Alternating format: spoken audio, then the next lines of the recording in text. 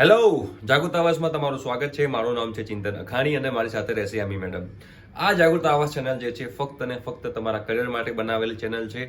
એમાં જો તમારા એડમિશન રિલેટેડ કોઈ ડાઉટ હોય, તમારા સ્ટડી રિલેટેડ કોઈ ડાઉટ હોય, તમારા ફ્યુચર સ્ટડીમાં તમારે કેટની તૈયારી કરવી હોય, ગેટની તૈયારી કરવી હોય, ગવર્મેન્ટની તૈયારી કરવી હોય કે પછી તમારે ફોરેન સ્ટડીમાં જવું હોય, દરેકનું ગાઈડન્સ અમે લોકો તમને આ ચેનલ પર આપીશું. તો એના માટે જો તમારે અમારા કોન્ટેક્ટમાં આવવું હોય તો નીચે ડિસ્ક્રિપ્શન બોક્સની અંદર એક વોટ્સએપ ગ્રુપની લિંક આપી છે. 15 વોટ્સએપ ગ્રુપ ફૂલ થઈ ગયા છે. 16મા નંબરનું વોટ્સએપ ગ્રુપ છે, એની પર તમે ક્લિક કરી અમારી સાથે જોડાઈ શકો છો. એના સિવાય એક ટેલિગ્રામ ગ્રુપની પણ લિંક છે, તમે એની પર ક્લિક કરી અમારી સાથે જોડાઈ શકો છો અને તમે તમારા ડાઉટ અમારી સાથે શેર કરી શકો છો. અમે મેક્સિમમ પ્રયત્ન કરશું કે તમારા બધા જ ડાઉટ સોલ્વ થઈ જાય. જો તમે આ ચેનલ પર નવા હો તો પ્લીઝ ચેનલ લાઈક કરો, શેર કરો અને સબસ્ક્રાઇબ કરી દો અને બેલ આઇકોન દબાવી દો, જેના કારણે કોઈ પણ નવો વિડીયો આવે તો તમને એમની નોટિફિકેશન આવી જાય.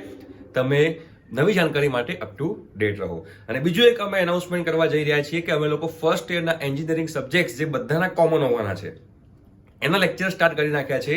એના 3 લેક્ચર ઓલરેડી પતી ગયા છે.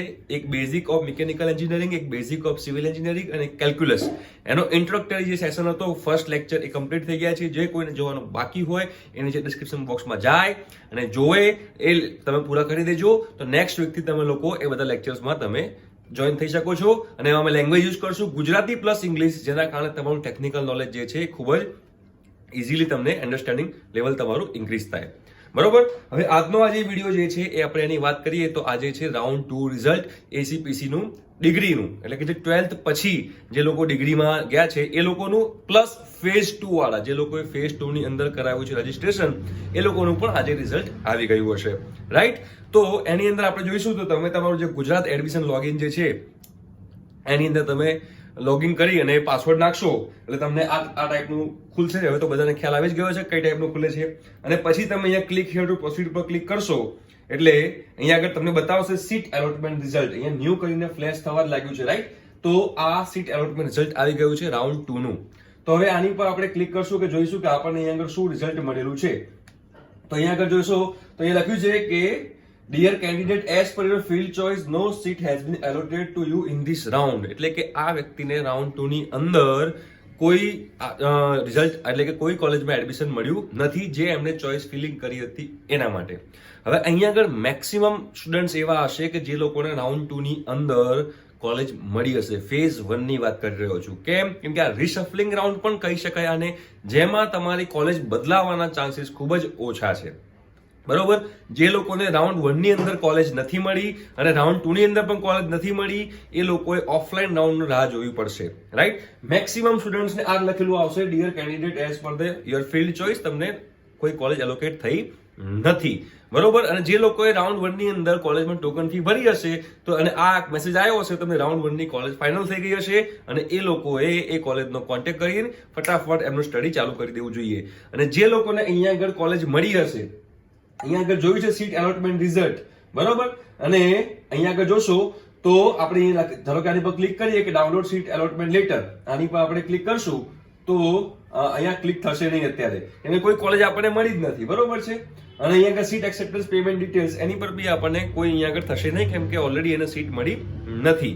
જે લોકોને રાઉન્ડ 2 ની અંદર સીટ મળી છે એ લોકો એક્સેપ્ટ કરી શકે છે જો એમને કોલેજમાં એડમિશન લેવું હોય તો. અને એમાં પણ એમને એડમિશન ના લેવું હોય અને એમને હજુ એમ હોય કે ના મને રાઉન્ડ 1 માં પણ ગમતી કોલેજ ના મળી, રાઉન્ડ 2 ની અંદર પણ મને ગમતી કોલેજ ના મળી, હજુ મારે ઓફલાઈન રાઉન્ડની રાહ જોઈ છે તો તમે જોઈ શકો છો. પણ અમારી સજેશન એવું છે કે તમારે ઓફલાઈન રાઉન્ડનો હવે રાહ ના જોવી જોઈએ, કેમ કે તમને હવે અહીંયા આગળ આઈડિયા આવી ગયો હશે કે રાઉન્ડ 2 ની અંદર કેટલા ઓછા ચેન્જીસ થયા છે, તો ઓફલાઈન રાઉન્ડમાં તો કેટલા બધા ઓછા ચાન્સીસ છે તમને રિશફલિંગ થવાના કે તમને કોઈ સારી કોલેજ મળવાના.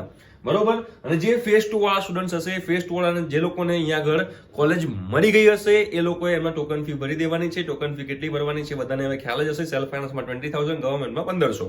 અને જે લોકોને ફેઝ 2 ની અંદર પણ કોલેજ નથી મળી, જે લોકો ફેઝ 2 ના સ્ટુડન્ટ એની વાત કરી રહ્યો છું, તો એ લોકોએ પણ ઓફલાઈન રાઉન્ડની રાહ જોવી પડશે. એટલે આજે એસીપીસી જે રાઉન્ડ 2 નો રિઝલ્ટ ડિક્લેર કર્યું છે, આઈ થિંક કે તમને લોકોને બધાને ક્લિયર થઈ ગયું હશે કે મેક્સિમમ લોકોને તો આવું લખેલું આવશે કે ભાઈ તમને કોલેજ મળી નથી. પણ એમાં કઈ ટેન્શન લેવાની જરૂર છે નહીં, બહુ ગભરાવાની જરૂર છે નહીં. જો અહીંયા આગળ જોઈએ ડાઉનલોડ સીટ એલોટમેન્ટ લેટર તો અહીંયા આગળ બતાવશે આવી રીતે નો સીટ હેઝ બીન એલોટેડ. બરોબર. અહીંયા આગળ સીટ એક્સેપ્ટન્સ પેમેન્ટ ડિટેલ એમાં જશો તો અહીંયા આગળ બતાવશે કે 20,000 છે જે તમે ક્યારે ભરી છે તો કે 10 ઓક્ટોબરે તમે લોકોએ ભરી છે, બરોબર. અને અહીંયા પેમેન્ટ ડિટેલ્સ પણ બધું આપેલું છે. પણ હવે અહીંયા આગળ તમારે કોઈ જ કોલેજમાં મળી ના હોય તો કશું કરવાનું છે જ નહીં, બરોબર. સિમ્પલ તમારી જે રાઉન્ડ 1 ની કોલેજ છે એ તમારી ફાઇનલ ગણાશે. અને જો રાઉન્ડ 2 માં કોલેજ મળી હોય તો નવો એડમિશન લેટર જનરેટ થશે. તમે જ્યારે ટોકન ફી જે લોકોને ભરવાની બાકી હશે એ લોકો ટોકન ફી ભરશે પછી જનરેટ થશે. જે લોકો ટોકન ફી ભરી દીધી હશે, બરોબર, એ લોકોને અહીંયા આગળ ફરીથી નવો જે એડમિશન લેટર છે એ જનરેટ થશે. તમારે એ ડાઉનલોડ કરવાનો અને એ ડાઉનલોડ કર્યા પછી એ પર્ટિક્યુલર કોલેજમાં જઈ તમારે રિપોર્ટિંગ કરવાનું અને એનું જે સ્ટડી સ્ટાર્ટ થઈ ગઈ હોય એ સ્ટડી તમે એમાં જોઈન થઈ શકો છો. અને ઘણા બધા લોકોને કદાચ જે લોકોને કોલેજ ચેન્જ થઈ હોય કાં તો ફર્સ્ટ ટાઈમ કોલેજ મળવાની હોય એ લોકોને એવું પણ થશે કે જે બધી કોલેજમાં તો સ્ટડી ચાલુ થઈ ગયું છે અને સ્ટડી ચાલુ થઈ ગયું છે તો જે વચ્ચે તમારું મિસ થયેલું સ્ટડી જે છે એ તમારે કાં તો સેલ્ફ સ્ટડીમાં કરવું પડશે કાં તો તમારે કોલેજ કદાચ તમારા માટે ફરીથી લેક્ચર્સ એરેન્જ કરી શકે છે, બરોબર.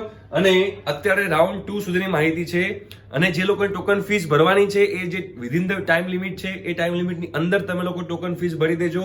જો એ ટાઈમ લિમિટની અંદર તમે ટોકન ફીસ નહીં ભરો તો તમને પછી આ પણ એડમિશન ઓટોમેટિકલી કેન્સલ થઈ ગયેલું ગણાશે. અને જે લોકોને એડમિશન વિથડ્રો કરાવવું છે એની પર પર્ટિક્યુલર ડેટ્સ છે. એ ડેટ્સની અંદર તમે જો તમારું રિઝલ્ટ વિથડ્રો નહીં કરાવો તો પણ તમારી ટોકન ફીસ જે ભરેલી છે એ ટોકન ફીસ તમારી પાછી મળશે નહીં. એ ફાઇનલ ઓથોરિટી પછી એ પર્ટિક્યુલર કોલેજને મળશે, બરોબર. અને જે લોકોને રાઉન્ડ 1 ની અંદર કોલેજ મળી છે અને રાઉન્ડ 2 ની અંદર બી કોલેજ મળી છે તો એ લોકોએ ટોકન ફીસનું શું કરવાનું એના માટે એક આખો ડિટેલમાં યામી મેડમ એક વિડીયો બનાવેલો હતો. એની લિંક પણ નીચે ડિસ્ક્રિપ્શન બોક્સમાં અમે લોકો આપી દઈએ છીએ, જેના કારણે તમને પૂરેપૂરો આઈડિયા આવી જશે કે તમારે ટોકન ફી રાઉન્ડ 1 ભરેલી હોય તો રાઉન્ડ 2 માં તમારે શું કરવાનું છે. ઠીક છે, તો ઓલ ધ બેસ્ટ. અમે આશા રાખીએ છીએ કે તમારા બધા જ ડાઉટ સોલ્વ થઈ ગયા હશે અને તમને મનગમતી કોલેજ અને મનગમતી બ્રાન્ચ મળી હશે. ઠીક છે, બાય.